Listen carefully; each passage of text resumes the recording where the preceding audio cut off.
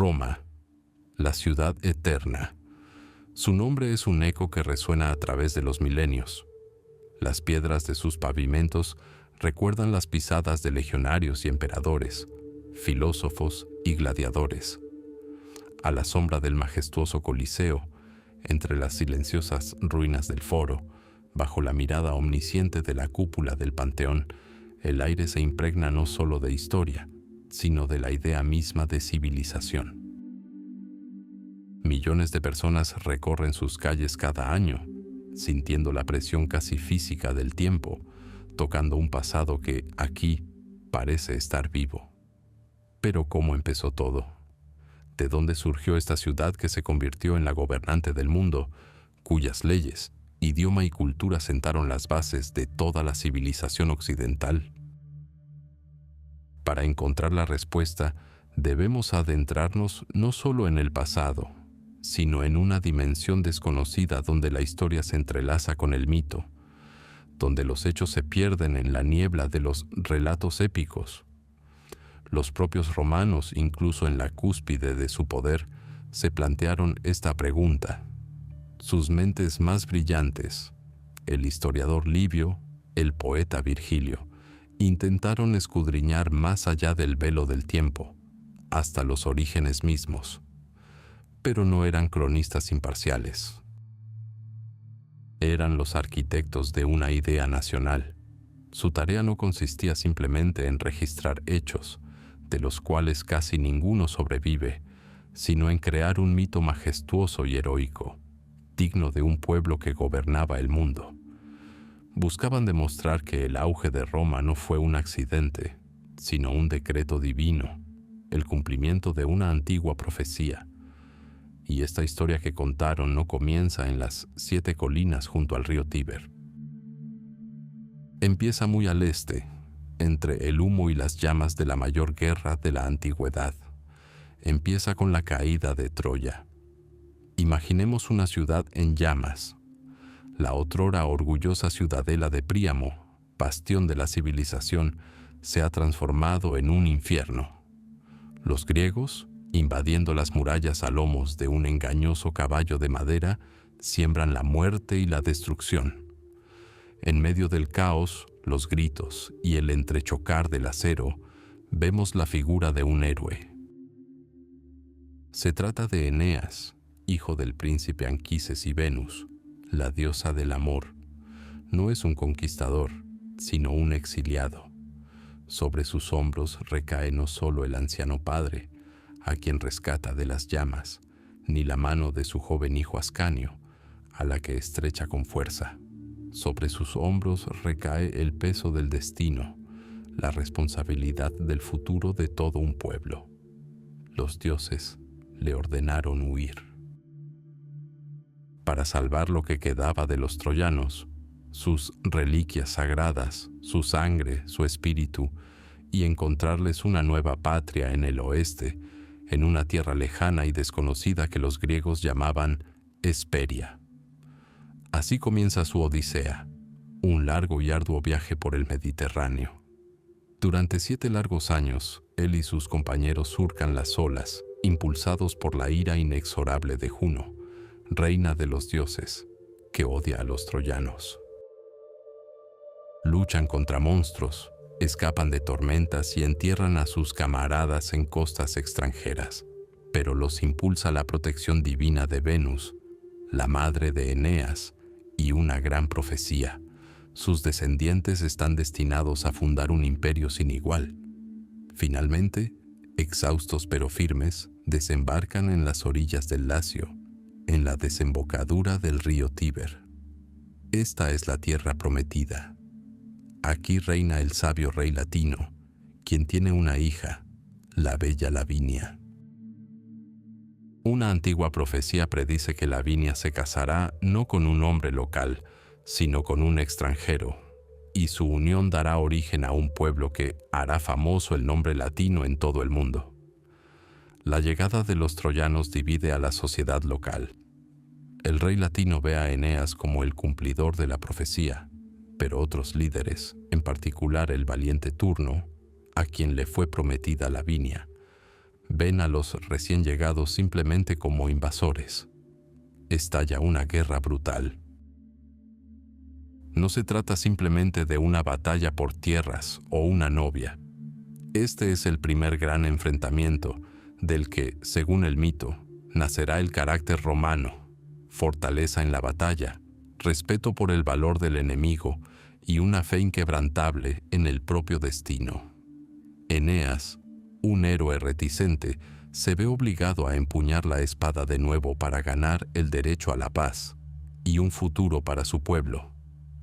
Tras derrotar a Turno en combate singular, Eneas se casa con Lavinia y funda una ciudad en su honor, Lavinio. Pero esto aún no es Roma. La gran ciudad que dominaría el mundo surgiría siglos después. El hijo de Eneas, Ascanio, también conocido como Julo, y de quien por cierto descendería el propio Julio César, fundó otra ciudad, Alba Longa, que se convirtió en la capital de una nueva unión de tribus latinas. Así, el mito conecta elegantemente la Edad Oscura.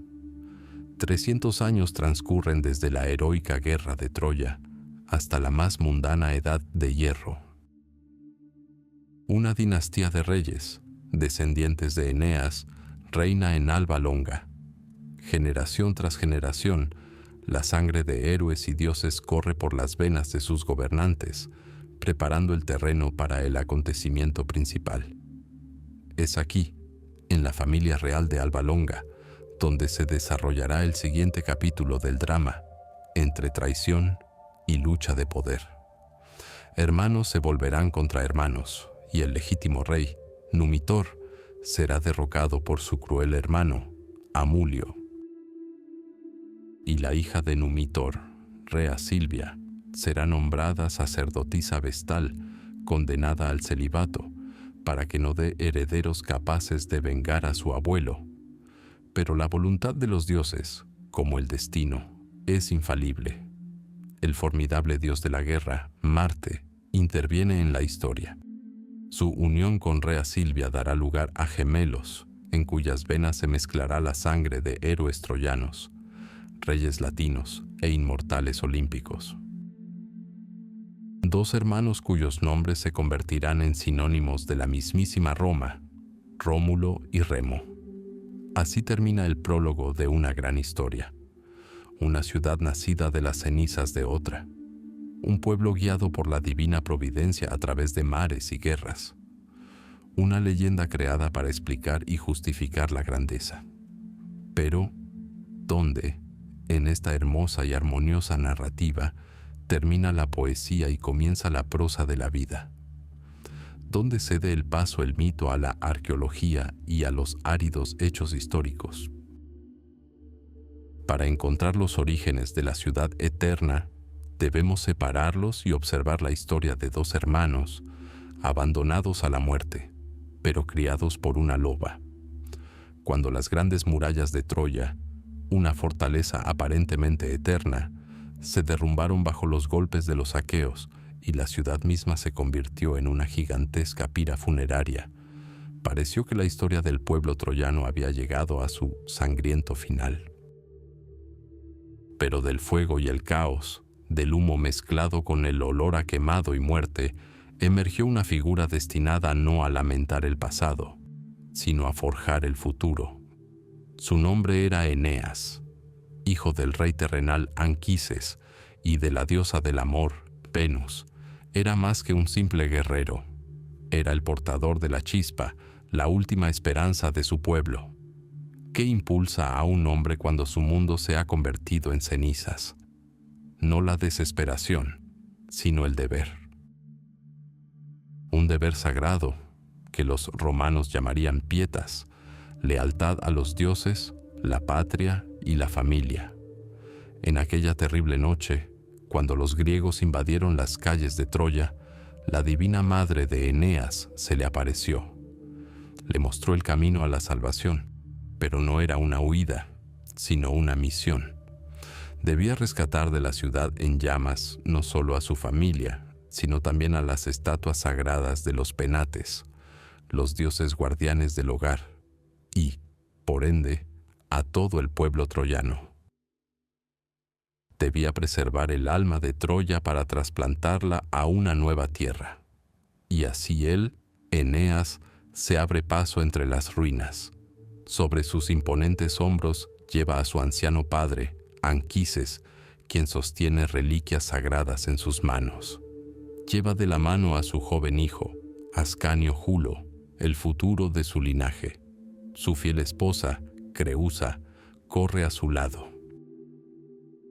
Esta imagen, un hombre fuerte, custodiando el pasado sobre sus hombros y guiando el futuro de la mano, se convertirá en un símbolo de los orígenes de Roma, el vínculo eterno entre generaciones. Pero en el caos, Creusa se queda atrás y se pierde para siempre. Su sombra se le aparecerá a Eneas más tarde, para fortalecer su espíritu y confirmar que su destino se encuentra lejos, al oeste, en la tierra que un día se llamará Italia. Reuniendo a los troyanos supervivientes, desesperados pero invictos, Eneas construye una flota. 20 barcos zarpan hacia lo desconocido, llevando en sus cubiertas a un puñado de refugiados y un gran sueño. Su viaje se convierte en una odisea llena de pruebas, falsas esperanzas y señales divinas.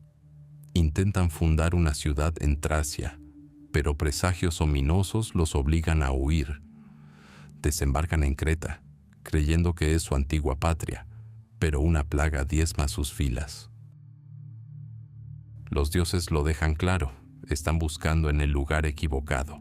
Su viaje los lleva a través de tormentas y tierras hostiles. En las islas Estrófades se encuentran con arpías, viles criaturas mitad mujer, mitad pájaro, que contaminan su alimento. Su líder pronuncia una funesta profecía. Los troyanos no encontrarán su tierra hasta que el hambre los obligue a comerse sus propias mesas.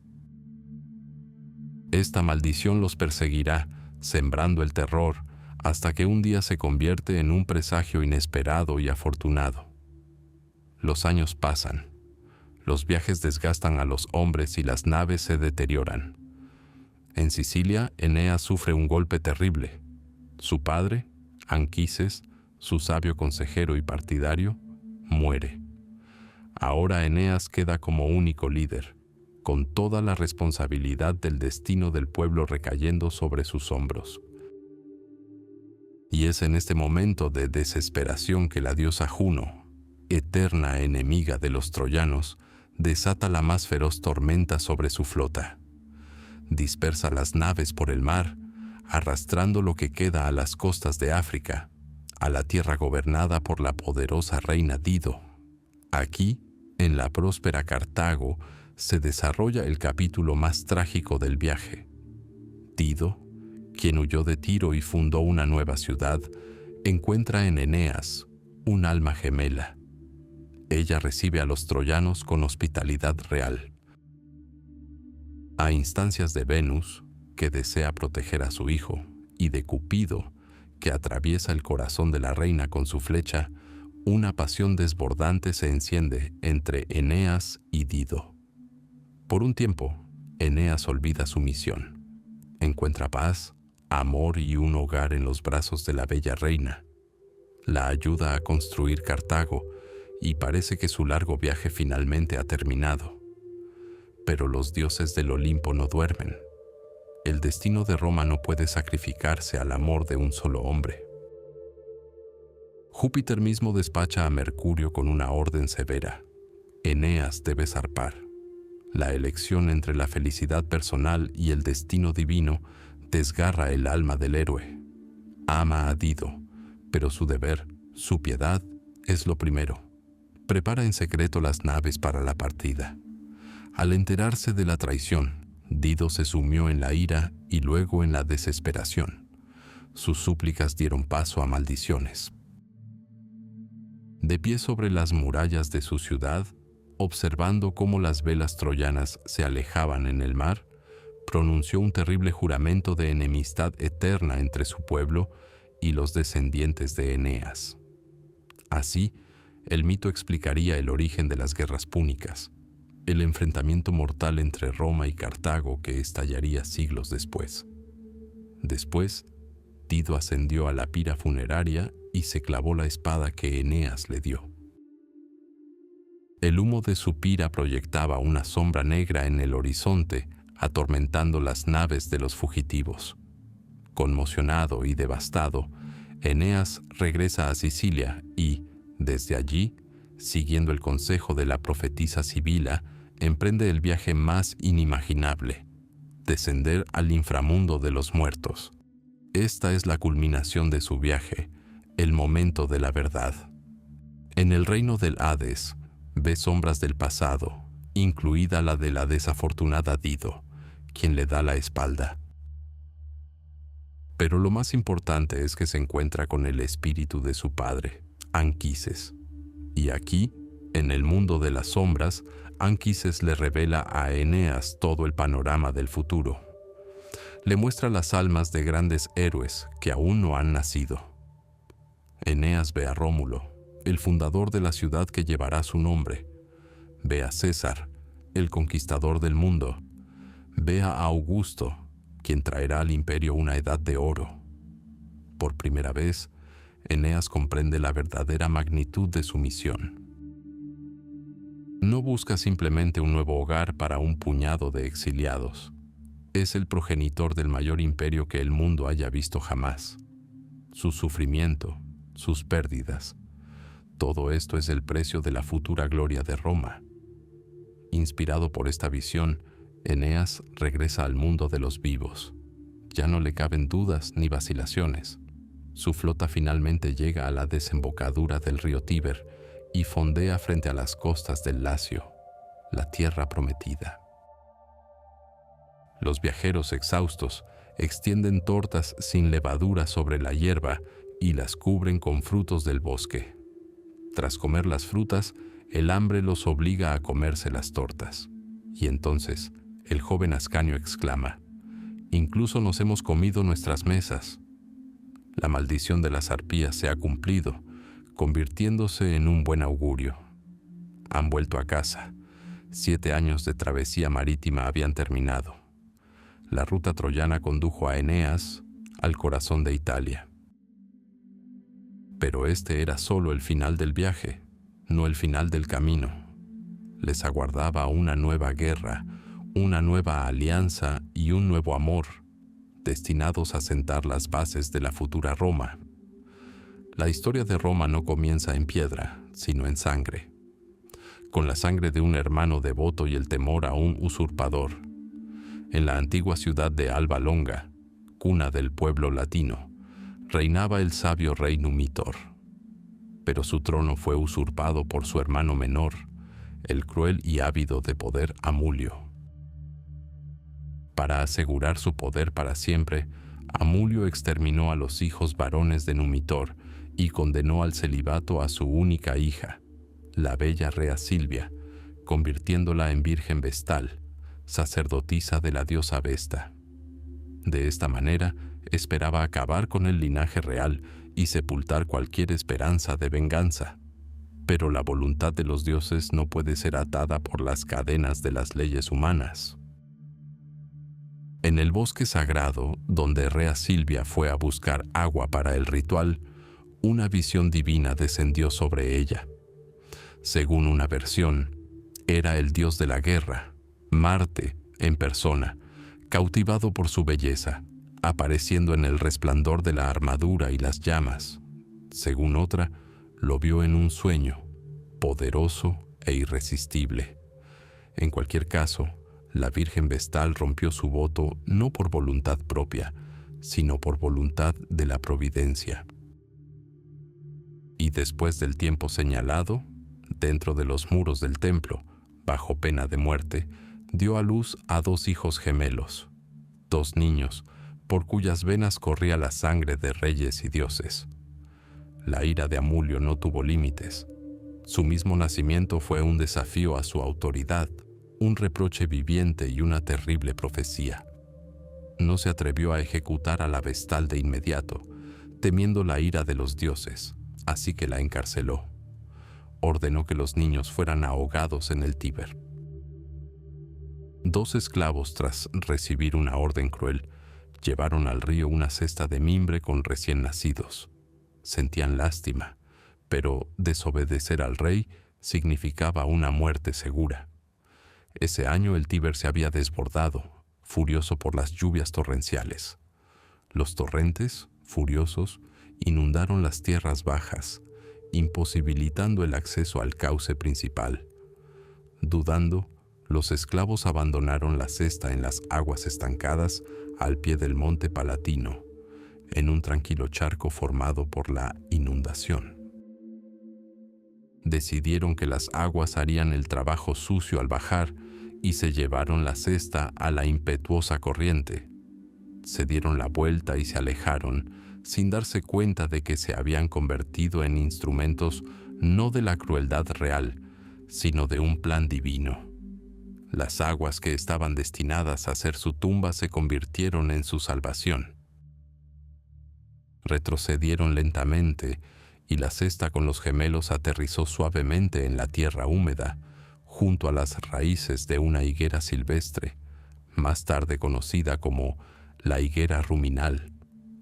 El llanto de los niños hambrientos resonó en la orilla desierta, y sus llantos se oyeron. De la espesura de la ribera, silenciosa, como una sombra en movimiento, emergió una enorme loba, descendiendo de las colinas hacia el río para beber.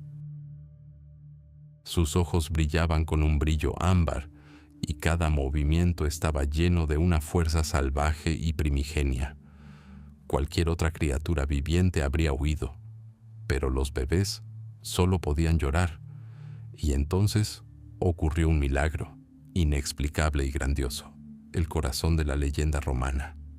La bestia, cuyo instinto le ordenaba matar, se detuvo.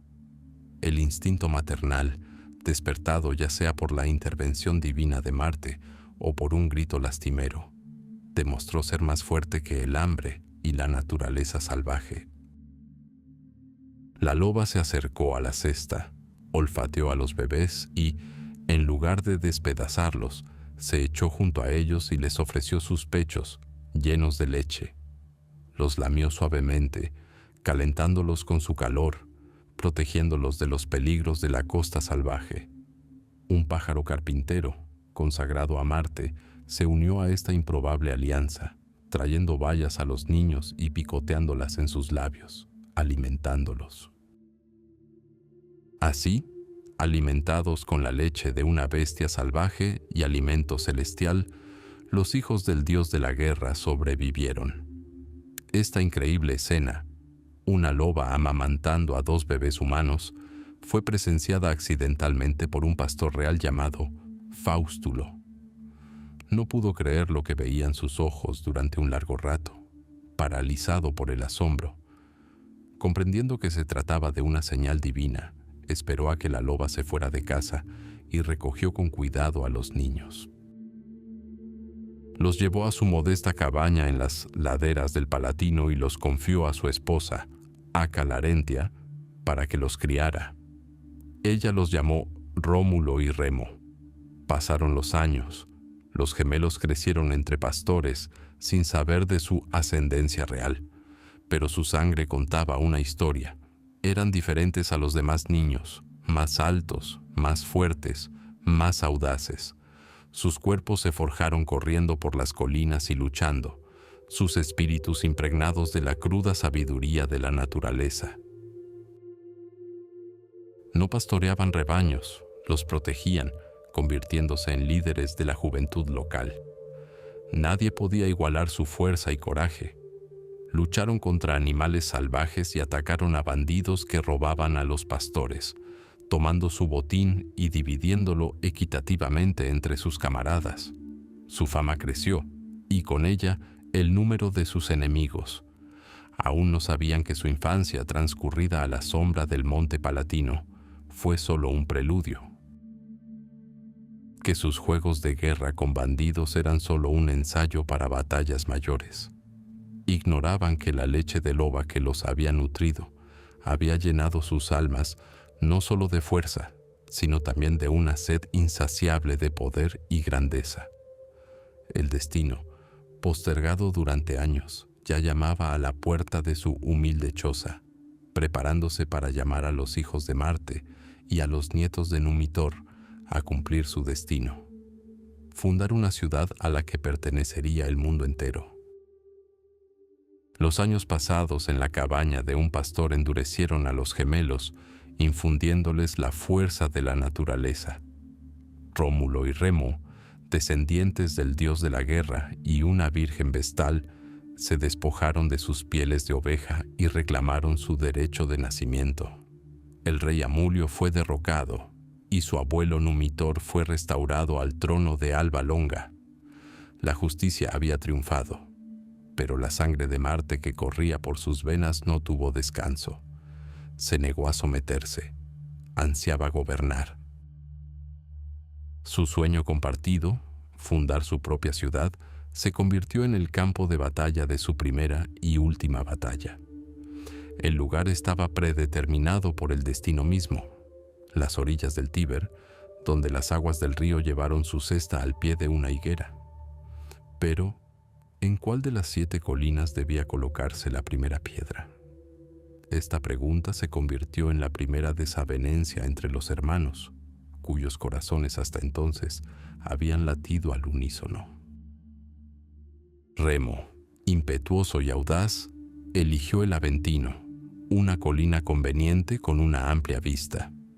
Rómulo, más razonable e imperioso, insistió en el Palatino, la misma colina donde la loba los había encontrado y criado, una colina que la naturaleza misma parecía haber modelado para una fortaleza. La disputa se encendió. La chispa de la rivalidad, que ardía bajo el velo del amor fraternal, estaba a punto de estallar. Nadie quería ceder. El poder, como un sueño, era indivisible. Entonces, siguiendo una antigua costumbre, decidieron consultar a los dioses. El destino de la ciudad se decidiría por auspicios, adivinación basada en el vuelo de las aves. Remo fue el primero en ocupar su puesto en la cima del Aventino. Rómulo ascendió al Palatino. Reinaba un tenso silencio, roto solo por el susurro del viento en las copas de los árboles. El cielo sobre las colinas era un testigo indiferente. Las horas de espera se prolongaron, poniendo a prueba la paciencia de los hermanos y sus partidarios. Y entonces, desde el Aventino, llegó un grito de júbilo. Remo los vio primero. 6 buitres, aves sagradas para Júpiter, surcaban el cielo sobre él. La victoria parecía segura, pero apenas la noticia llegó al Palatino, un presagio doblemente poderoso apareció en el cielo sobre Rómulo.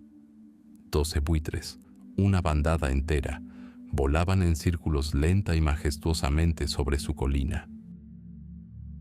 Y la señal divina solo desató un nuevo debate, aún más furioso.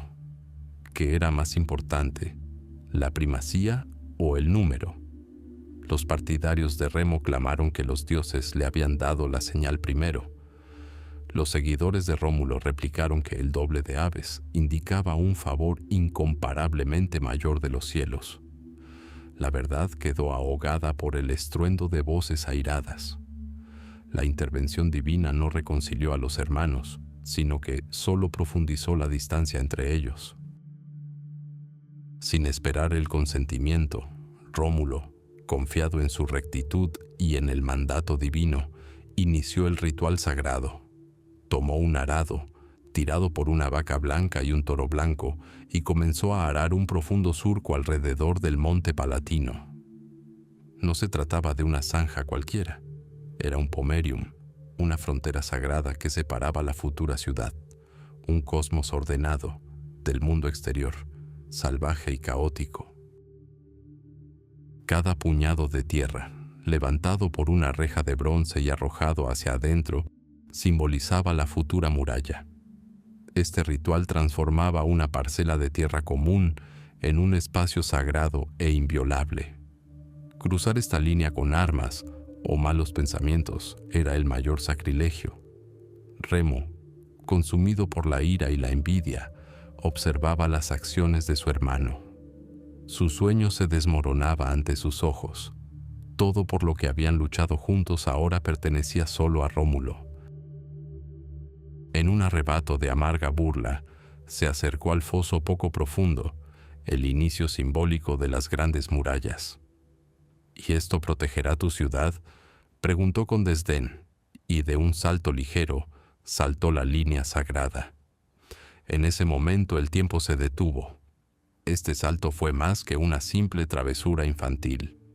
Fue una humillación pública, una profanación del ritual, una demostración de que los límites divinos de Rómulo eran inútiles. Había violado la ley invisible, pero la más importante, de la nueva ciudad incluso antes de que se colocara la primera piedra. Lo que sucedió a continuación fue tan rápido como un rayo. Las leyendas varían en cuanto a lo que sucedió exactamente. Algunos dicen que el propio Rómulo, en un ataque de ira, golpeó a su hermano con una pala. Otros dicen que fue su leal centurión Celer, pero el resultado fue el mismo: un arrebato de ira ciega, un golpe que puso fin a la disputa y a su vida. Remo cayó sobre el mismo suelo que se había atrevido a profanar. La primera sangre derramada en la nueva ciudad fue la de su hermano. Un silencio ensordecedor se apoderó del Palatino. El júbilo dio paso al horror. Rómulo se alzaba sobre el cuerpo de su gemelo, con el peso de su hazaña sobre sus hombros, junto con la corona del futuro rey. Pero no retrocedió. Contemplando el cuerpo sin vida de Remo, pronunció las terribles y proféticas palabras que se convertirían en la primera ley de su ciudad: así perezcan todos los que crucen mis muros. El fratricidio se convirtió en un sangriento acto de nacimiento. La ciudad recibió un fundador, un nombre y su primera y más severa ley. La semilla de la futura grandeza se sembró en tierra fecundada con sangre. En el Palatino, bañada por lágrimas y forjada por la tragedia, comenzó la historia de la ciudad que se llamaría Roma. Una ciudad nacida de la leche de lobo y sangre fraternal, cuyo destino sería, a partir de entonces, una eterna mezcla de gran creación y violencia despiadada. Roma se mantuvo en pie, pero no respiró. Las murallas, erigidas por la voluntad de Rómulo y luego por sus primeros camaradas, eran fuertes. Las leyes, grabadas en piedra, eran severas y justas. El Senado, compuesto por los más ancianos y sabios, ya inspiraba respeto. La ciudad era el cuerpo de un poderoso guerrero, musculoso, curtido, listo para la batalla. Pero este guerrero no tenía alma ni futuro. En su corazón de piedra, la sangre de las nuevas generaciones no latía. Roma era una ciudad de hombres, pastores, esclavos fugitivos, exiliados y aventureros de toda Italia acudieron a la llamada de Rómulo, atraídos por la promesa de refugio y una nueva vida. Eran fuertes, valientes y estaban dispuestos a morir por su nuevo hogar, pero no podían darle lo que más les importaba: hijos. Sin mujeres, su gran empresa estaba condenada al fracaso. Pasaría una generación, y todo lo que quedaría de la gloriosa ciudad serían casas vacías y calles infestadas de maleza, un monumento silencioso a un sueño grande, pero infructuoso. La ansiedad carcomía los corazones de los primeros romanos. Su fuerza se convirtió en debilidad, su victoria en una premonición de su fin inminente. Rómulo, rey y fundador, lo comprendió mejor que nadie. Vio que su creación, nacida de sangre y voluntad, podía morir de soledad, y actuó como correspondía a un rey. Recurrió a la diplomacia. Embajadores viajaron a ciudades y tribus vecinas, a los poderosos sabinos, a los antiguos latinos, a otras comunidades que vivían en las colinas circundantes. El mensaje romano fue simple y honesto: hemos construido una nueva ciudad bendecida por los dioses. Somos fuertes y trabajadores. No buscamos enemistad, sino alianza. Únanse. Den a sus hijas en matrimonio a nuestros esposos. Nuestros pueblos se fusionarán en uno solo, y nuestros descendientes comunes heredarán el mundo. La respuesta fue unánime y humillante. Los vecinos despreciaban a Roma con una mezcla de miedo y desprecio. ¿Quiénes eran estos romanos? Una chusma sin familia ni tribu que había construido su guarida en las marismas junto al Tíber. ¿Entregarles a sus hijas? ¿Profanar la sangre pura de antiguas familias aliándose con fugitivos y bandidos?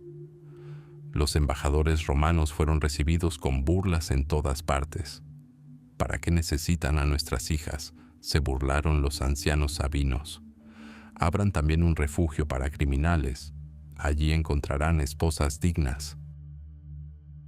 Otros aconsejaron a los romanos que rezaran a los dioses para que les crearan mujeres de arcilla, ya que no las encontraban entre los hombres. Los embajadores regresaron a Roma con las manos vacías, con las mejillas enrojecidas de vergüenza. El insulto fue público, la negativa, definitiva. La diplomacia había fracasado. Para Rómulo y su pueblo, esto significaba que las vías pacíficas se habían agotado. La ciudad estaba al borde del abismo. Y entonces, en la mente severa del rey, nació un plan audaz, arriesgado y cruel. Un plan que pasará a la historia como un acto de traición suprema y, al mismo tiempo, un rescate desesperado. Rómulo anunció grandes festividades en honor al dios Conso, patrono de los concilios secretos y guardián de las cosechas. Se programaron carreras ecuestres, competiciones atléticas y suntuosos sacrificios. Los heraldos difundieron la noticia por toda la región, invitando a todos, hombres y mujeres, a venir a Roma y presenciar este espectáculo sin precedentes. Rómulo garantizó la completa seguridad de todos los invitados. Los vecinos que recientemente se habían burlado de los romanos estaban intrigados. La curiosidad y el deseo de ver la nueva y ya célebre ciudad vencieron su arrogancia. Y así llegó el día señalado. Las puertas de Roma estaban abiertas de par en par. Multitudes acudieron a la ciudad desde todas partes. Los sabinos que vivían en las colinas vecinas eran especialmente numerosos. Trajeron a sus esposas y, sobre todo, a sus hijas adultas, vestidas con sus mejores galas. Nadie sospechó problemas. Los romanos los recibieron como a sus invitados más distinguidos. Les mostraron su ciudad, los agasajaron con vino y comida, y los acompañaron con calidez y sonrisas hasta las gradas. Los padres sabinos miraron con orgullo a sus hijas, sin darse cuenta de que las admiraban por última vez. El festival había comenzado. Los carros retumbaban por la arena. Los atletas demostraban su fuerza y agilidad. La multitud rugía de alegría. Los romanos, aunque aparentemente cautivados por el espectáculo, estaban tensos como la cuerda de un arco. Cada uno conocía su objetivo. Cada uno esperaba la señal. Sus ojos no estaban fijos en la arena, sino en Rómulo, sentado en el lugar de honor, ataviado con su manto real de púrpura, y ahora había llegado el momento decisivo. Con la atención de todos centrada en la competición, Rómulo se levantó lentamente. Recogió su capa y se la quitó bruscamente de los hombros. Esa era la señal. En un instante, el bullicio festivo dio paso a gritos de horror. Como si hubieran recibido una señal, los jóvenes romanos desenvainaron sus espadas ocultas bajo la ropa y, gritando, se abalanzaron sobre la multitud de invitados. Pero su objetivo no era asesinar. Pasaron corriendo junto a los hombres, empujándolos a un lado, y capturaron a las chicas. Cada víctima preseleccionada se encontró en las fuertes manos de los romanos. Cundió el pánico. Las chicas gritaron, forcejearon y pidieron ayuda a sus padres y hermanos. Los sabinos, desarmados y sorprendidos, intentaron proteger a sus hijas, pero fueron inmediatamente repelidos por los romanos armados. Esto no fue una batalla, sino una operación fulminante y perfectamente planificada. La plaza del festival se convirtió en un escenario de caos, desesperación y lágrimas. En cuestión de instantes, todo terminó. Los invitados huyeron aterrorizados de la ciudad maldita, dejando atrás a sus hijas sollozando en manos de sus captores. No llevaban consigo recuerdos del festín, sino noticias de traición y sacrilegio inauditos. Juraron regresar con las armas en la mano y lavar su deshonra con sangre romana. Y en Roma, tras las puertas cerradas, Rómulo enfrentó un nuevo desafío. Las jóvenes secuestradas estaban reunidas. Lloraron, maldijeron a sus captores y suplicaron que las dejaran volver a casa. Entonces el rey se presentó personalmente ante ellas. No las amenazó, ni les dio órdenes. Les habló y su discurso pretendía transformar el horror en reconciliación. Explicó que esta decisión desesperada no estaba motivada por la lujuria, sino por la necesidad, que la culpable era la arrogancia de sus padres, quienes habían negado a los romanos el derecho legal al matrimonio.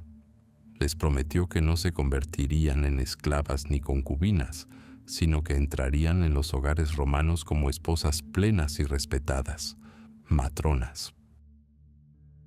Compartirían con sus esposos todas sus propiedades, derechos civiles y, lo más importante, la gloria de engendrar futuros ciudadanos romanos. Vuestros hijos, dijo Rómulo, se convertirán en el vínculo entre nuestros pueblos. A través de ellos, vuestro resentimiento se convertirá en parentesco y vuestra enemistad en una unión eterna. Les aseguró que su ira se calmaría con el tiempo, y en su lugar surgiría el afecto y el amor por sus esposos, quienes se esforzarían con ternura y cariño por expiar su culpa inicial. Las muchachas lo escucharon, sus lágrimas aún no se habían secado, y sus corazones estaban llenos de miedo y resentimiento. Pero las palabras del rey resonaban con la cruda verdad. Su destino estaba sellado. Se encontraban en el centro de un gran drama histórico, convirtiéndose en las madres de un pueblo destinado a conquistar el mundo. El rapto había tenido lugar, pero la historia de los primeros romanos y sus esposas sabinas apenas comenzaba. Una guerra inevitable se avecinaba, una guerra de padres contra maridos en cuyo centro se encontrarían estas mismas mujeres.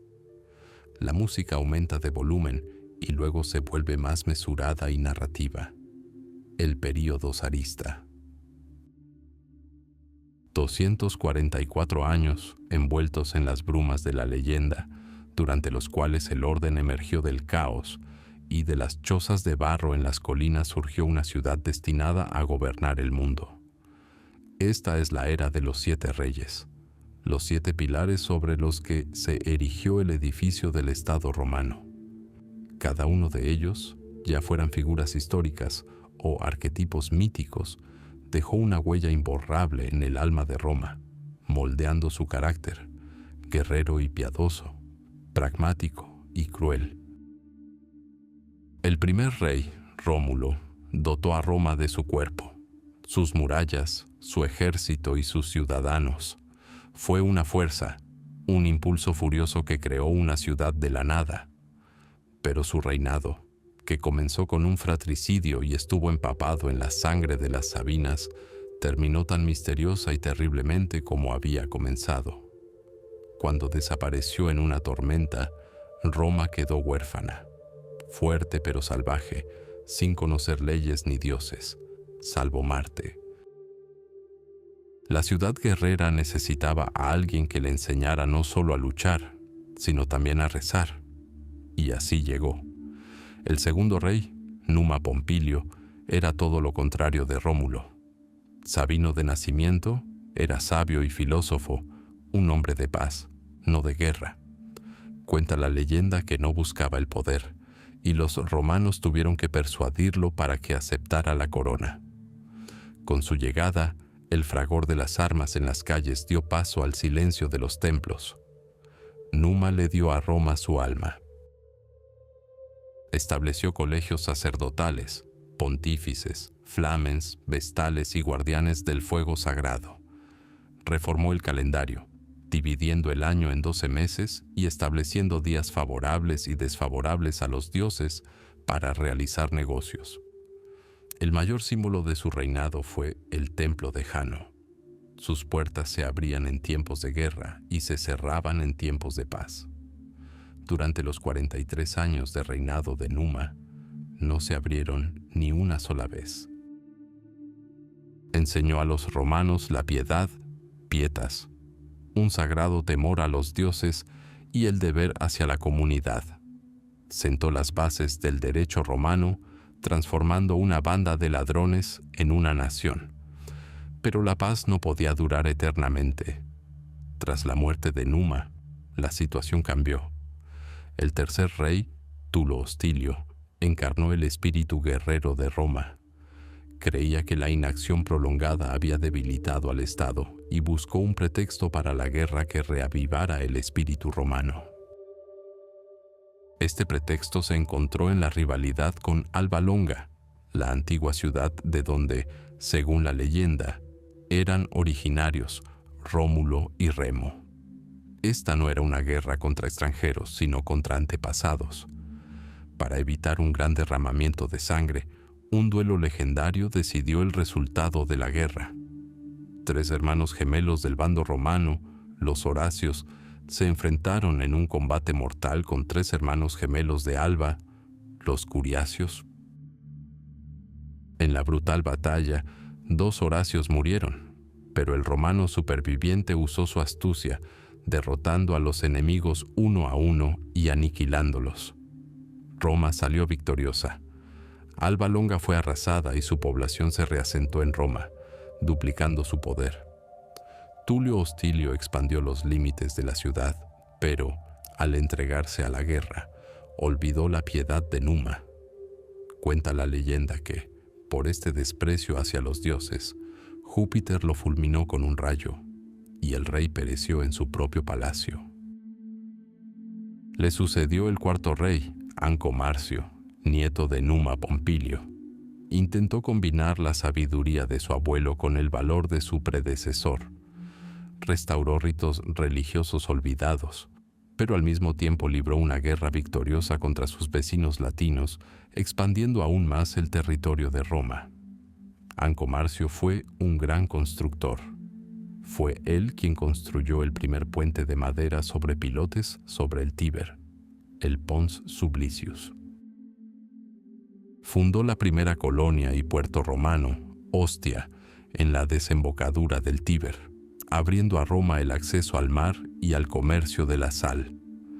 También construyó la primera prisión de Roma, la Mamertina, como un severo recordatorio de que una ciudad en crecimiento no solo tenía derechos, sino también leyes que no se podían quebrantar. Con el 5º rey, comienza un nuevo capítulo etrusco en la historia de Roma. Lucio Tarquinio Prisco, o Tarquinio el Antiguo, fue un inmigrante rico y ambicioso de Etruria. Llegó a Roma con la visión de una ciudad de igualdad de oportunidades y gracias a su inteligencia y generosidad se ganó la amistad de Anco Marcio y el cariño del pueblo. Tras la muerte del rey, él, un forastero, fue elegido al trono. Su reinado marcó un salto cualitativo en el desarrollo de la ciudad. Roma comenzó a transformarse, pasando de ser un conjunto de aldeas a una verdadera metrópolis. Tarquinio sentó las bases de un gran sistema de drenaje, la Cloaca Máxima, que drenaba las tierras bajas pantanosas entre las colinas y creaba una plaza central, el Foro. Instituyó los Juegos Públicos y construyó el primer hipódromo, el Circo Máximo. Comenzó la construcción en el Capitolio de un magnífico templo dedicado a Júpiter, Juno y Minerva, destinado a convertirse en el corazón de la religión romana. Pero su brillante reinado fue interrumpido por los hijos de Ancomarcio, quienes, considerándose desposeídos, enviaron asesinos al rey. Sin embargo, su plan fracasó. Gracias a la astucia de la viuda de Tarquinio, el poder no pasó a ellos, sino a su yerno, Servio Tulio. Sus orígenes fueron aún más sorprendentes. Según una versión, era hijo de un esclavo. Cuenta la leyenda que, de niño, su cabeza se encendió con una llama inofensiva en un sueño, señal de elección divina. El sexto rey de Roma pasó a la historia como un gran reformador. Realizó el primer censo de la historia, pero esto era más que un simple censo. Servio Tulio dividió a todos los ciudadanos en 6 clases según su riqueza. Esta división determinaba no solo la cuantía de los impuestos, sino también las obligaciones militares y los derechos políticos. Cuanto más rico era el ciudadano, más caras eran las armas que debía exhibir y mayor era su voto en las asambleas populares. Así se creó el sistema de centurias, la base del futuro ejército y gobierno republicanos. Servio Tulio también rodeó la ciudad en expansión con una nueva y poderosa muralla de piedra, conocida como la muralla serviana, que delineaba claramente los límites sagrados de Roma. Pero la era de los reyes, que comenzó con el asesinato de su hermano, avanzaba inexorablemente hacia su sangriento final. El último, el séptimo rey de Roma, fue Lucio Tarquinio, apodado el Soberbio. Hijo o nieto de Tarquinio el Viejo, tomó el poder cometiendo una atrocidad inaudita. Conspirando con su esposa Tulia, hija de Servio Tulio, derrocó y asesinó al anciano rey, su suegro. La leyenda añade un detalle horroroso. La despiadada Tulia, en su prisa por proclamar rey a su esposo, condujo su carroza sobre el cuerpo ensangrentado de su padre, que yacía en la calle. Así comenzó el reinado del tirano. Tarquinio el Soberbio no gobernaba por la ley, sino por la fuerza y el miedo. Despreciaba al Senado, ejecutaba a los aristócratas insatisfechos e imponía impuestos abrumadores al pueblo para completar sus grandiosos proyectos de construcción. Roma gemía bajo su yugo de hierro. La grandeza de la ciudad, construida con el trabajo de 6 generaciones, ahora solo servía para satisfacer el orgullo de un solo hombre. La paciencia del pueblo romano estaba al límite. El frágil equilibrio que se había mantenido durante 2 siglos y medio estaba a punto de derrumbarse. Solo faltaba una chispa para encender una conflagración que destruiría para siempre el poder real y daría origen a algo completamente nuevo: la República Romana. Y esa chispa ya estaba lista para encenderse. Las historias se silencian donde la tierra empieza a hablar. Durante siglos, la historia de la fundación de Roma se alzó como una fortaleza impenetrable, compuesta por las palabras de Virgilio y Livio, custodiada por la sombra de dioses y héroes. Eneas, Rómulo, Remo, la loba divina. Estas imágenes eran tan vívidas que parecían no dejar espacio para nada más. Historiadores y poetas habían creado un lienzo magnífico, pero flotaba en el vacío, sin un solo clavo clavado en la verdadera tierra del tiempo. ¿Podríamos alguna vez tocar los verdaderos orígenes de Roma? ¿Podríamos penetrar más allá del pergamino y la tinta hasta la piedra, la arcilla y el hueso? Durante siglos, la respuesta fue negativa. Roma, la ciudad eterna, se convirtió en su mayor enemiga en esta búsqueda. Cada siglo añadía una nueva capa sobre la anterior. Los foros de los emperadores sepultaban los modestos edificios de la República. Las iglesias del Renacimiento se convirtieron en los cimientos de templos paganos. Palacios, calles, plazas, toda esta historia viva y vibrante ocultaba su infancia bajo una extensa capa cultural. Parecía que la ciudad había enterrado para siempre el secreto de su nacimiento. Pero a finales del siglo XIX y principios del XX ocurrió algo increíble. Un hombre, armado no con una espada, sino con una pala y un cepillo, desafió este silencio secular. La arqueología, una ciencia joven y audaz, llegó a las colinas de Roma no solo en busca de tesoros u obras de arte, llegó en busca de la verdad, y su mirada se dirigió hacia donde señalaba el mito, al Palatino. El lugar donde, según la leyenda, Rómulo trazó el primer surco con su arado y donde una loba amamantó el futuro poder del mundo. Fue aquí, en la cima del Palatino, donde arqueólogos como Giacomo Boni iniciaron su minucioso descenso al pasado. Removieron capa tras capa la tierra de palacios imperiales, los restos de villas republicanas, y bajo ellos, en la roca más antigua de la colina, encontraron algo que silenció incluso a los escépticos más acérrimos. No eran las ruinas de un templo de mármol ni tesoros dorados, eran fosas, marcas simples, oscuras y regulares en la tierra, dispuestas alrededor de los perímetros de óvalos y rectángulos. Eran los restos de postes de madera, los cimientos de chozas primitivas. Los arqueólogos observaron los esqueletos de casas desaparecidas hacía 3000 años. Podían imaginar estas humildes viviendas, paredes de adobe, techo de paja con salida de humos. En el interior, una chimenea y cerámica rudimentaria. Había rastros de ganado por todas partes. Esta no era la capital de un futuro imperio. Era una aldea sencilla, incluso miserable, de pastores y agricultores. Pero eso no fue lo más sorprendente. Lo más sorprendente provino de los laboratorios. El análisis de fragmentos de cerámica y restos orgánicos encontrados allí les permitió datar con precisión estos asentamientos. Y la fecha cayó como un rayo. Mediados del siglo VIII a.C., 800, 750, 730 a.C.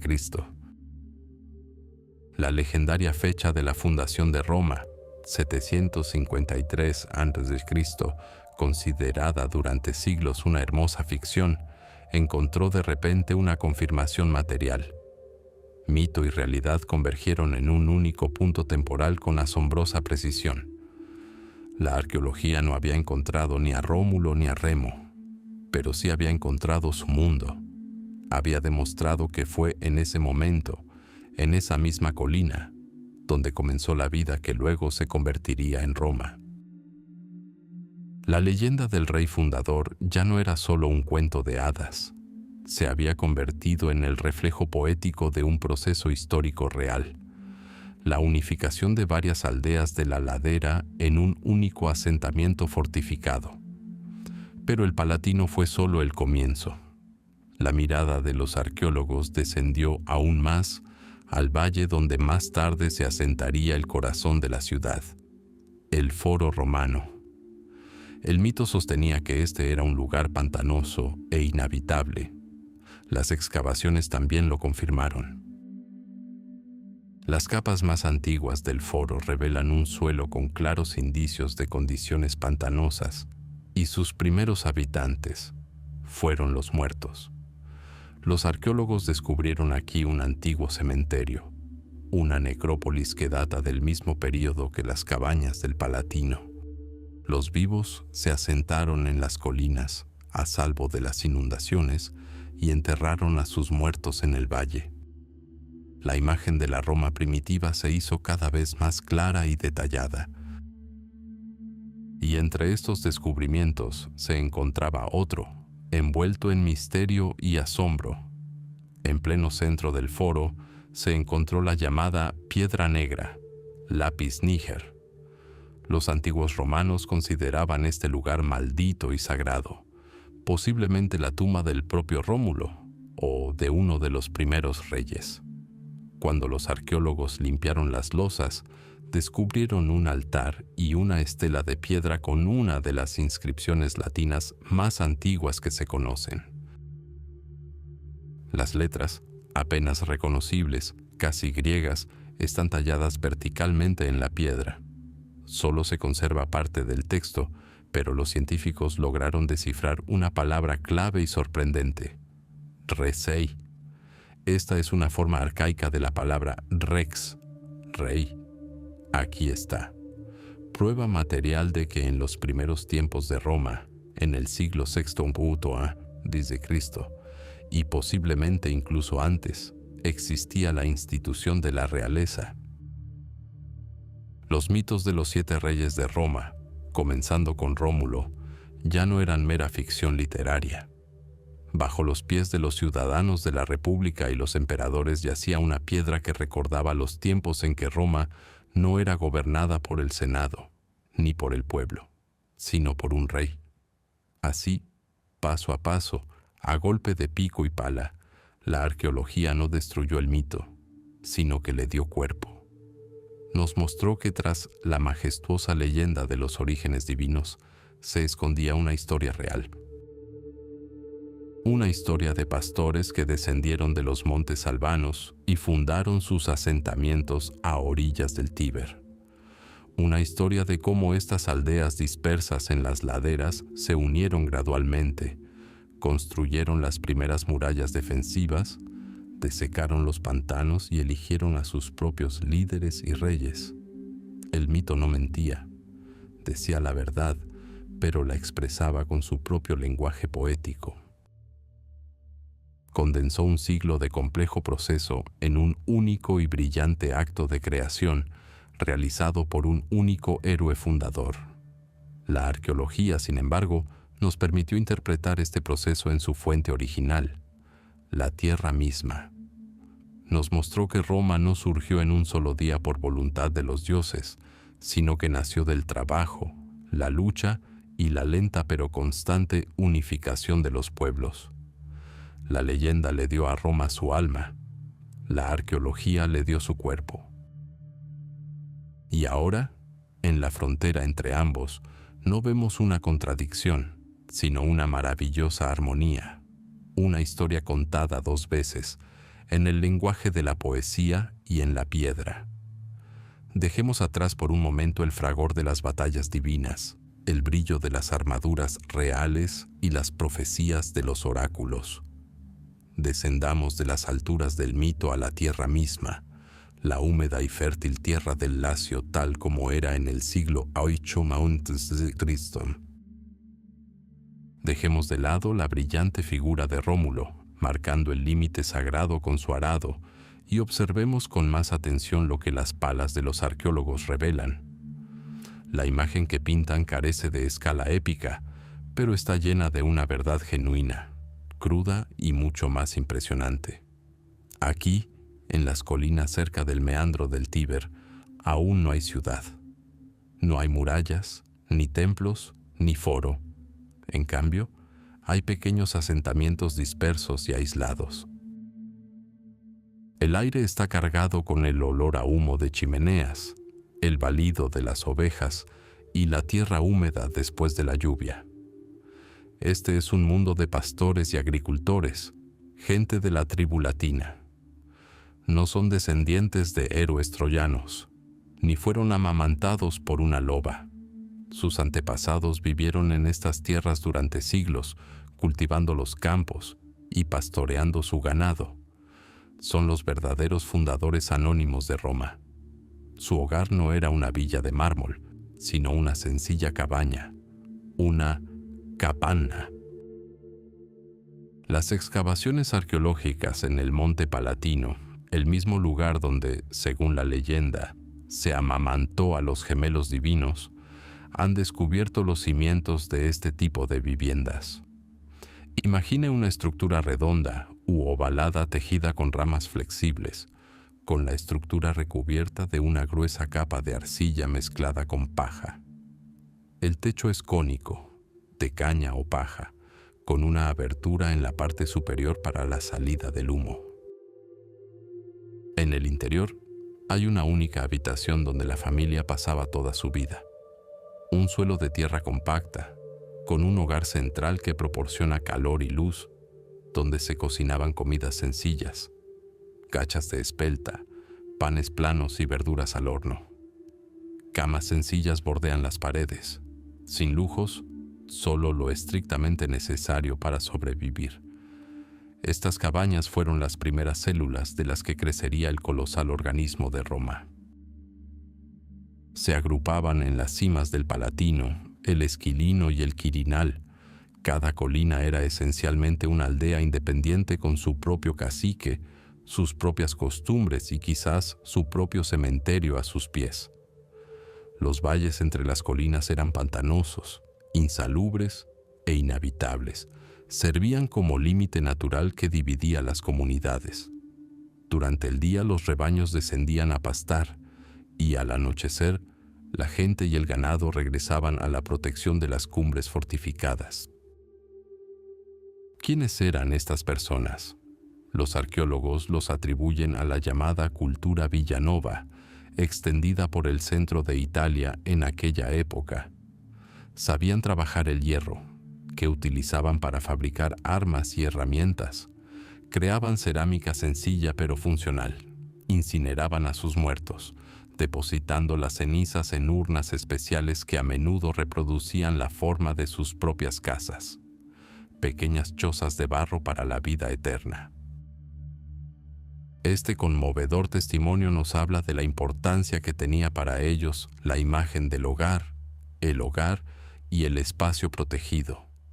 Entonces, ¿qué unió a estos pueblos dispersos en las laderas? La leyenda ofrece una respuesta simple y clara: la voluntad de un gran hombre, Rómulo. La historia, sin embargo, sugiere un proceso más complejo y prolongado, que los estudiosos llaman cinecismo, la fusión gradual de asentamientos. No ocurrió de la noche a la mañana.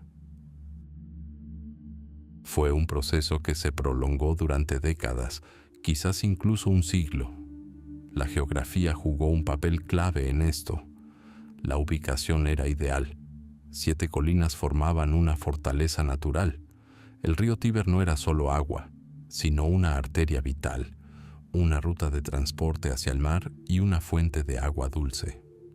Cerca, en la desembocadura del río, se encontraban minas de sal, un recurso estratégico, el oro blanco de la antigüedad.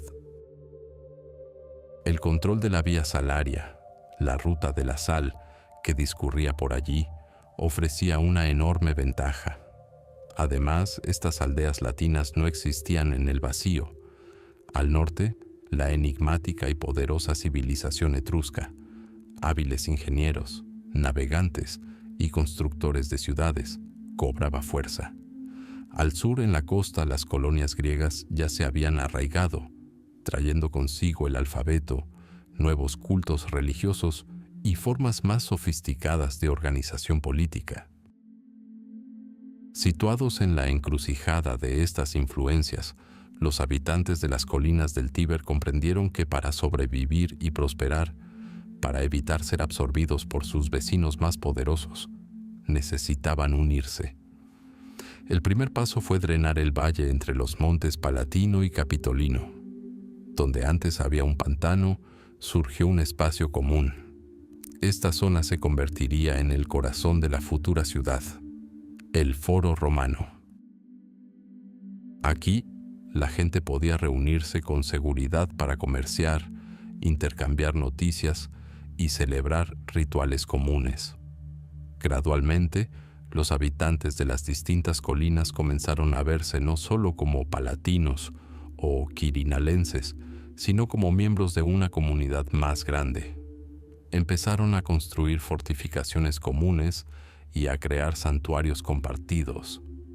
Las diferencias se desvanecieron y el sentido de comunidad se fortaleció. Así, del humo de cientos de hogares, del trabajo diario de pastores anónimos, de la necesidad de defensa y comercio, de la lenta fusión de clanes y tribus, nació una ciudad. No por voluntad de los dioses, sino por voluntad de los hombres. El mito de Rómulo es cierto, pero condensa un largo proceso orgánico en un único acto simbólico, vívido. proporciona una explicación sencilla y hermosa para un fenómeno histórico complejo. La verdadera fundación de Roma no fue una hazaña heroica, sino el trabajo colectivo de generaciones. Y estas humildes chozas en las colinas, cuyos vestigios apenas se distinguen bajo los cimientos de los palacios imperiales, eran más que simples viviendas. Fueron las semillas de las que brotó el mayor estado del mundo antiguo. Imaginen Roma antes de ser Roma. No es una ciudad de mármol eterno y foros majestuosos, sino una constelación de aldeas diseminadas por 7 colinas. La vida aquí es sencilla y dura. En el Palatino se apiñan chozas de adobe con techos de paja. En el valle entre las colinas, donde se asentará el futuro corazón del mundo, se extiende un pantano fétido, caldo de cultivo para enfermedades y malos augurios. Los habitantes de estos asentamientos, pastores y agricultores, latinos y sabinos, pueden enorgullecerse de su valor, pero su mundo se limita a pastos y disputas tribales. Aún no piensan en términos de Estado, desconocen las calles empedradas y los templos de piedra. Esta es una Roma de barro y madera, una Roma que la historia fácilmente podría haber pasado por alto, pero desde el norte, desde la misteriosa y poderosa Etruria, soplaba un viento de cambio. Los etruscos eran un pueblo diferente. Sus ciudades, como Tarquinios, Vellos y Caere, eran modelos de una civilización avanzada. Dominaban el arte de la metalurgia, creaban exquisita cerámica, construían tumbas de piedra que semejaban casas y creían que la voluntad de los dioses estaba escrita en el vuelo de las aves y las entrañas de los animales sacrificados. Sus ingenieros sabían drenar pantanos y sus gobernantes, los lucumones, ostentaban un poder absoluto, simbolizado por una corona de oro, un trono de marfil y un temible haz de varas y un hacha de alabarda, las fases. Fue este viento el que trajo a Roma a un hombre cuyo nombre se convirtió en sinónimo de grandes cambios, Lucio Tarquinio Prisco, o Tarquinio el Antiguo. Cuenta la leyenda que era hijo de un aristócrata griego que se había refugiado en la ciudad etrusca de Tarquinios. Ambicioso y rico, pero extranjero de nacimiento, no pudo alcanzar el poder supremo en su patria adoptiva. Así, su mirada se dirigió al sur, a la joven y enérgica Roma, donde el valor se valoraba más que el nacimiento. Mientras Tarquinio y su esposa, Tanquil, se acercaban a la ciudad, un águila, mensajera de Júpiter, descendió del cielo, le quitó la gorra y, dando vueltas, se la volvió a poner. El sabio Tanquil interpretó esto como una señal de gran destino. Con el ascenso de Tarquinio y los posteriores reyes etruscos, Servio Tulio y Tarquinio el Soberbio, Roma inició su fenomenal transformación de aldea a metrópoli. Esto fue más que un simple cambio de dinastía. Fue una revolución tecnológica, cultural y política, impulsada desde arriba. La primera tarea de los etruscos fue tomar el control de la tierra misma. Trajeron consigo un conocimiento de la hidráulica, que a los romanos les pareció casi mágico. Bajo tierra, invisible a la vista, comenzó a fluir la primera gran arteria de Roma, la Cloaca Máxima. Esta enorme cloaca, una verdadera proeza de la ingeniería de su época, drenaba las tierras bajas pantanosas entre el Palatino y el Capitolio. El lodazal que había separado las colinas durante siglos retrocedió, y en su lugar nació un espacio público destinado a convertirse en el centro de toda la civilización occidental, el Foro Romano. Por primera vez, la ciudad tenía un corazón unificado. Después las calles se pavimentaron con piedra. La suciedad y el polvo dieron paso al orden. Roma comenzó a reconstruir su esqueleto de piedra. En colinas donde antaño se alzaban modestos altares, los etruscos erigieron verdaderos templos. La cumbre de esta construcción fue el majestuoso templo de Júpiter Óptimo Máximo en el Capitolio. Era más que un simple santuario, una declaración de intenciones.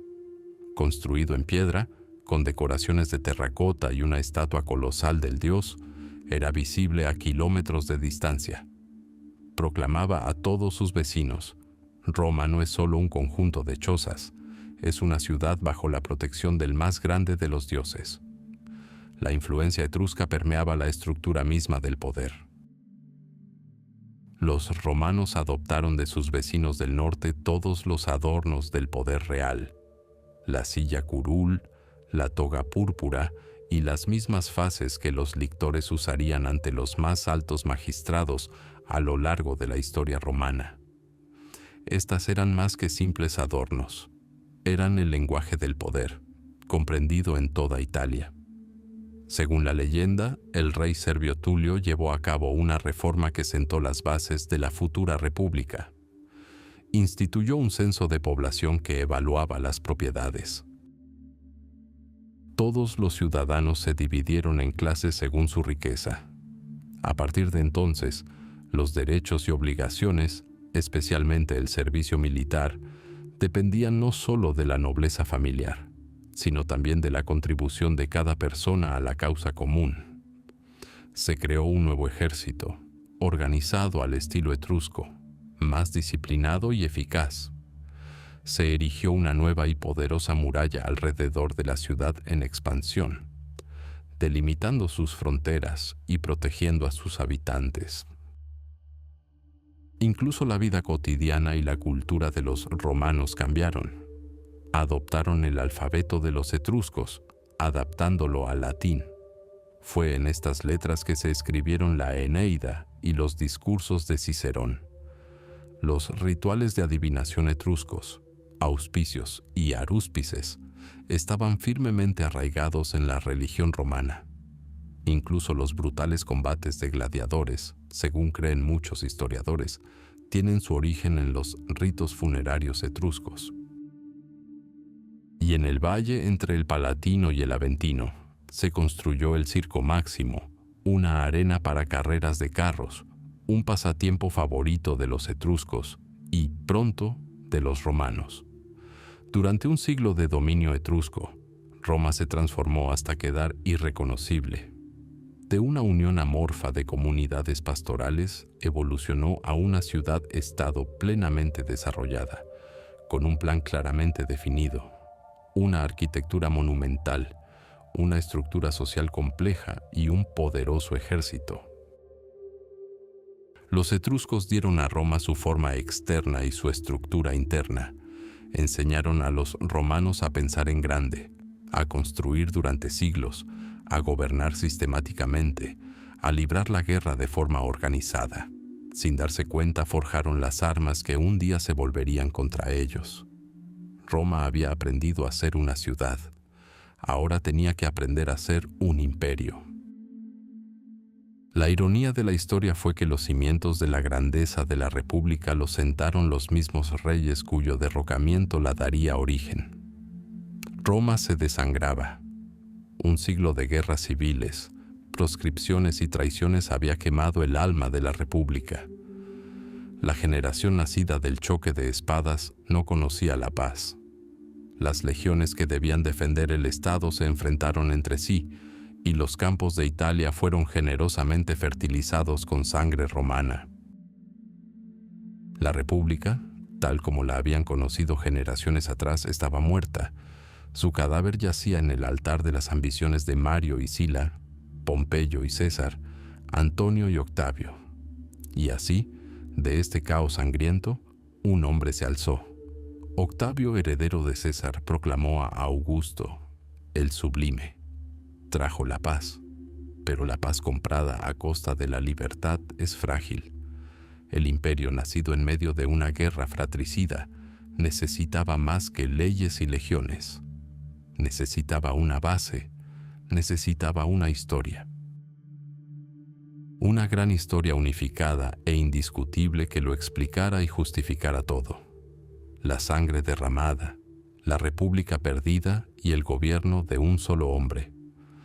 Así comenzó el mayor proyecto cultural de la historia romana, la creación de un pasado oficial.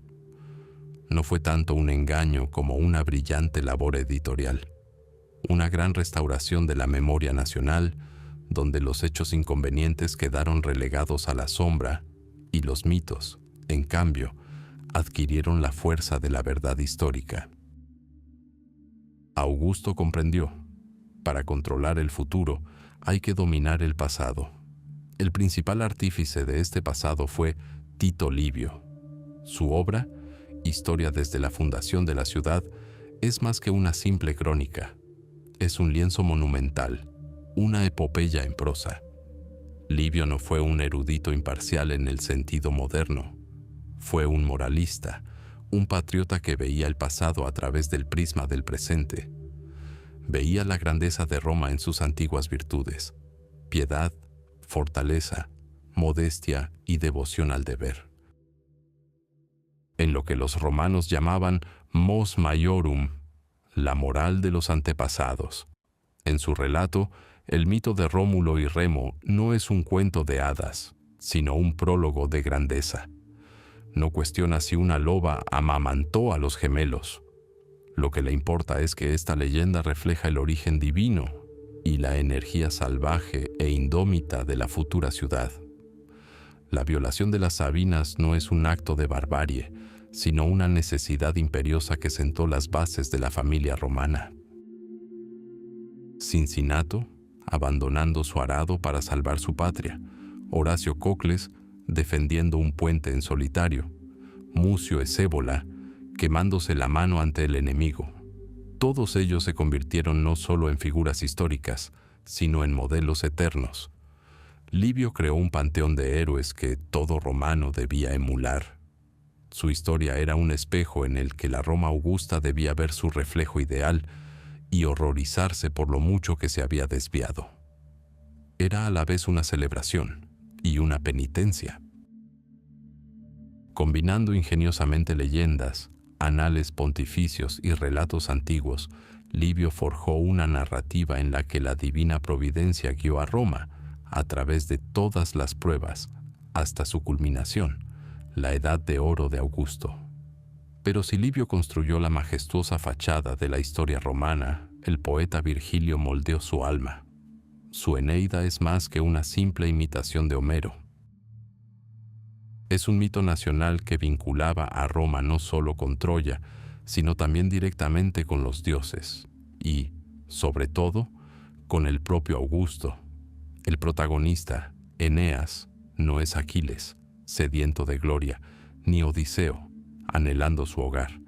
Eneas es portador de la pietas, un deber sagrado para con los dioses, su patria y su familia. Huye de Troya en llamas no para salvarse, sino para cumplir la voluntad de los dioses, fundar una nueva ciudad en Italia. Cada paso, cada sufrimiento, es un sacrificio por la futura grandeza de Roma. Virgilio realiza una brillante maniobra política. La gens Juliana, a la que pertenecían César y Augusto, remonta su genealogía al hijo de Eneas, Julio o Ascanio. Así, la Eneida se convirtió en la historia familiar de la casa gobernante.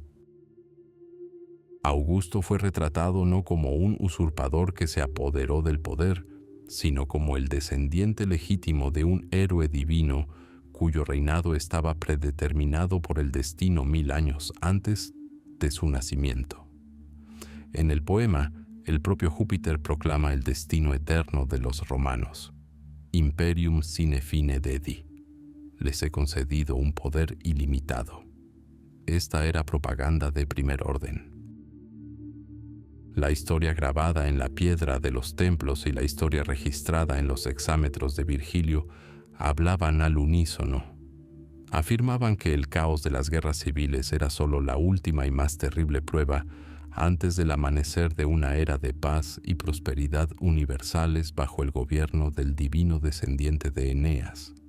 Así se creó la historia oficial. Era una fusión de mitos y hechos, poesía y política, patriotismo sincero y frío cálculo.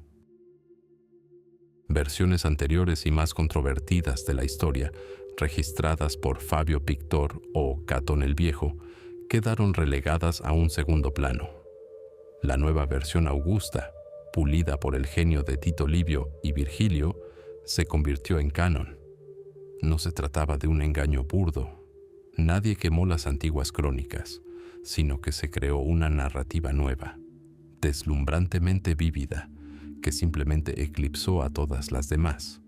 Era una historia que querían creer. Una historia que dio sentido y propósito a un pueblo atormentado.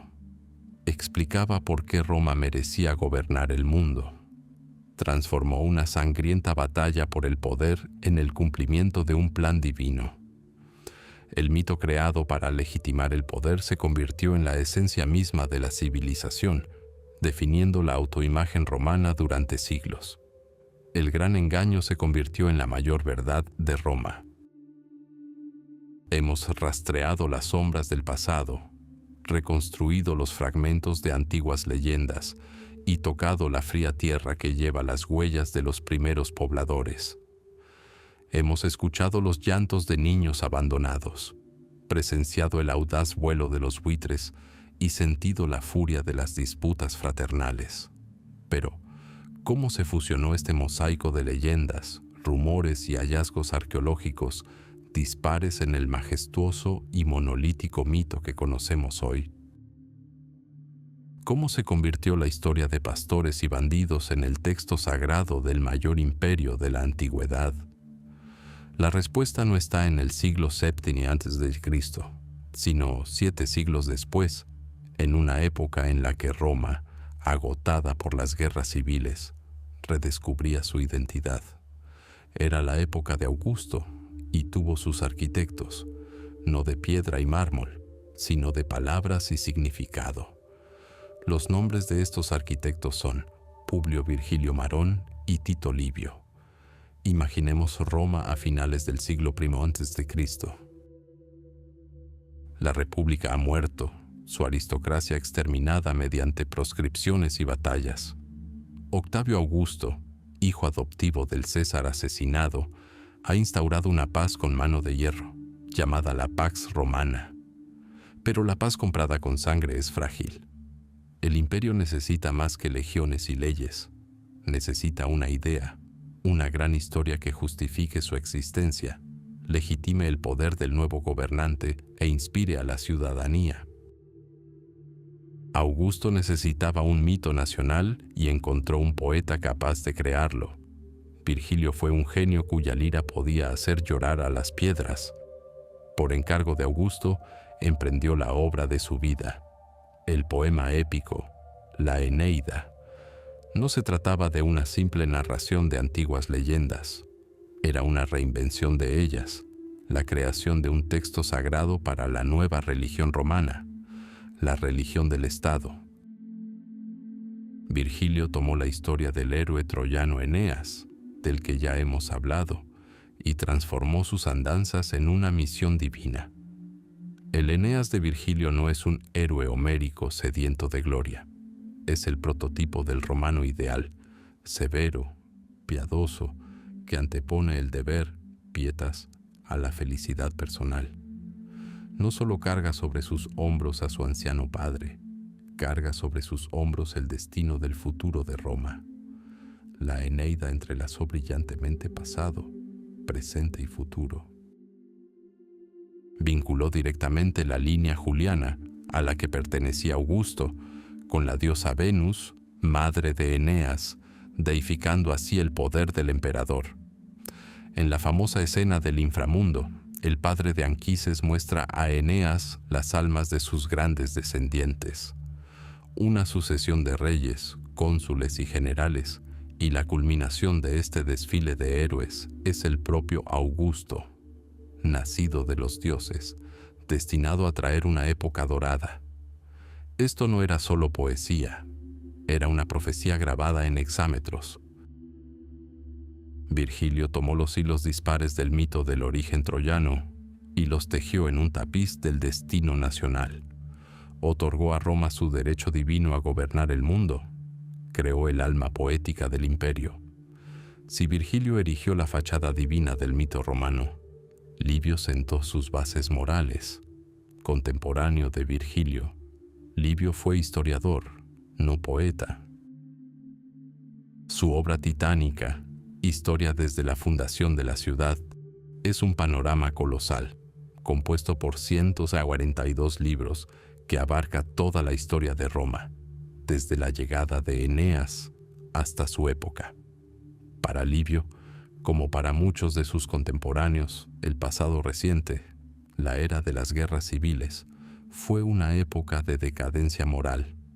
Para él su tarea no consistía simplemente en registrar hechos, casi inexistentes en la historia anterior. Su objetivo era didáctico, utilizar ejemplos del pasado para demostrar modelos de valor para el presente. Livio se convirtió en el principal codificador de leyendas sobre el período real. Fue en su relato de las historias de Rómulo y Remo, el rapto de las Sabinas, la hazaña heroica de Horacio Cocles en el puente y el autosacrificio de Mucio Escévola, que éstas adquirieron su forma clásica y de libro de texto. No se preocupó excesivamente por distinguir el mito de la realidad. Si existían varias versiones de un mismo acontecimiento, a menudo elegía no la más plausible, sino la más instructiva, la que mejor ilustraba las virtudes romanas: el coraje, la lealtad, la modestia, el desprecio por la muerte y el servicio desinteresado a la patria. Su historia es menos un estudio académico que una vasta galería de retratos, un espejo en el que los romanos de la época augusta debían ver una imagen idealizada de sus antepasados y avergonzarse de sus propias imperfecciones. Livio ofreció una justificación histórica, basada en prosa, para el programa de Augusto de restaurar la moral ancestral. Transformó a los legendarios reyes y héroes de la República temprana en una brújula moral eterna. Creó un libro de texto de patriotismo romano. Así, dos grandes maestros, trabajando en paralelo a partir de la misma materia prima, leyendas populares y fragmentos de crónicas, crearon un edificio unificado del mito fundacional de Roma. Virgilio lo imbuyó del sublime patetismo del destino divino, vinculando Roma con el Olimpo y la inmortal Troya. Livio lo llenó de ejemplos terrenales y humanos de virtud cívica y pureza moral. Uno le dio a Roma su misión sagrada, el otro su código moral. Sus obras fueron un éxito rotundo. La Eneida y la historia de Tito Livio se estudiaban en todas las escuelas romanas. Eran citadas por los oradores del foro y sus temas inspiraron a artistas y escultores. No se limitaron a registrar un mito, lo crearon de una forma que sobrevivió al propio imperio. Lo que hoy llamamos el mito fundacional romano es, de hecho, una obra maestra de la época augusta, una monumental operación cultural diseñada para dotar al imperio naciente de un alma eterna y un derecho inviolable a existir. Estos dos hombres fueron más que simples escritores. Fueron arquitectos de la identidad nacional, cuya creación resultó más perdurable que todos los arcos de triunfo y templos de la ciudad eterna. ¿Qué queda entonces tras la historia cuando el polvo de los siglos se asienta sobre foros en ruinas y acueductos abandonados? ¿Una estatua de bronce en el Capitolio? ¿Un cuento infantil tallado en piedra? No. El legado de la loba no es una reliquia conservada en un museo. Es el código genético de una civilización, el programa que definió el auge y la esencia misma de Roma. La leyenda de la fundación de la ciudad era más que un simple relato del pasado. Era un presente eterno y un futuro predeterminado. Todo romano, desde un senador con una toga blanca como la nieve, hasta un legionario que recorría un polvoriento camino en Britania, albergaba esta dualidad. Por un lado, estaba la descendencia divina. Descendían de Marte, dios de la guerra, y Venus, diosa del amor, a través del héroe troyano Eneas. Esto les otorgaba no solo el derecho, sino el deber sagrado de gobernar el mundo. Sus conquistas no eran actos de agresión, sino el cumplimiento de la voluntad de los dioses, la restauración del orden en el caos. Cuando un general romano celebraba un triunfo, celebraba no solo su victoria, sino también la inevitabilidad del destino, escrito a orillas del Tíber. Por otro lado, existía una esencia salvaje y primigenia. La leche de la loba, que alimentaba a los infantes, se convirtió en el acero con el que se forjaron las espadas legionarias y el inquebrantable carácter romano. Esta leyenda justificaba su crueldad y pragmatismo. Los romanos eran hijos de la bestia, que sobrevivieron contra todo pronóstico. Con esta leche, absorbieron la capacidad de sobrevivir, la furia de la batalla y la crueldad de sus enemigos. Recordaban que sus fundadores habían sido dados por muertos, pero sobrevivieron gracias a la naturaleza salvaje. Y así, Roma resurgió de las cenizas una y otra vez. Tras la invasión gala, tras las aplastantes derrotas a manos de Aníbal, tras sangrientas guerras civiles. Una ciudad criada por una loba no podía simplemente rendirse y morir. Era eterna. Pero el aspecto más oscuro y quizás el más importante de la leyenda es el fratricidio. Rómulo mata a Remo en los albores de la historia de la ciudad. Este acto de pecado original se convirtió en una advertencia y profecía eterna. Explicó la fuerza interior y destructiva que siempre acechaba en el corazón de Roma. Toda la historia de la República es la historia de la lucha entre patricios y plebeyos, el enfrentamiento entre Mario y Sila, César y Pompeyo. La sombra del fratricidio, que cayó el primer día de la ciudad, nunca abandonó del todo sus sagrados muros. Los romanos sabían que la grandeza tiene un precio, y a menudo ese precio es la sangre de un hermano, derramada en nombre del poder, en nombre de una idea de lo que Roma debería ser. Los cimientos de la ciudad se sentaron con sangre, y esta sangre exigió un tributo siempre nuevo durante 1000 años. Sin embargo, hubo otro elemento, no menos importante, en esta sangrienta fundación, uno que a menudo se pasa por alto. Tras fundar la ciudad, Rómulo creó un refugio, un asilo, en el Capitolio. Abrió su ciudad a todos, esclavos fugitivos, exiliados, aventureros, cualquiera sin pasado pero que anhelara un futuro. No fue un acto de misericordia, fue una brillante maniobra política. Rómulo comprendió que la fuerza de una ciudad no residía en la pureza de su sangre, sino en la cantidad y la devoción de sus ciudadanos. Es este aspecto de la leyenda el que explica la singular capacidad de Roma para crecer. A diferencia de las ciudades-estado griegas, que protegían celosamente su ciudadanía, Roma convirtió a los enemigos de ayer en aliados de mañana, y luego en ciudadanos de pleno derecho. Latinos, samnitas, etruscos, galos, griegos, sirios, todos podían llegar a ser romanos. El imperio se mantenía unido no solo por la fuerza de sus legiones, sino también por la promesa del propio Rómulo. Sé leal a Roma, y Roma se convertirá en tu hogar. La loba adoptó a los hijos de otros, y su ciudad continuó esta tradición, adoptando a pueblos enteros. Esta leyenda multifacética se convirtió en una poderosa herramienta de propaganda estatal. El emperador Augusto, quien puso fin a un siglo de guerra civil, lo comprendió mejor que nadie. No se limitó a construir templos y restaurar antiguas tradiciones.